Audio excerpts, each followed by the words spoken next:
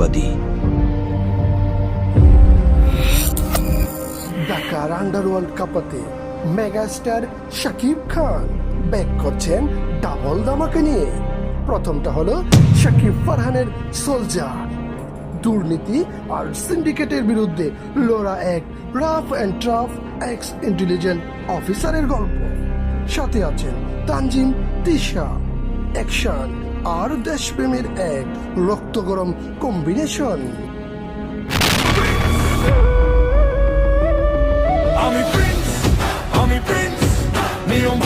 আর দ্বিতীয়টা 90 দশকের ঢাকার অন্ধকার জগৎ নিয়ে হায়াত মাহমুদের গ্যাংস্টার প্রজেক্ট প্রিন্স।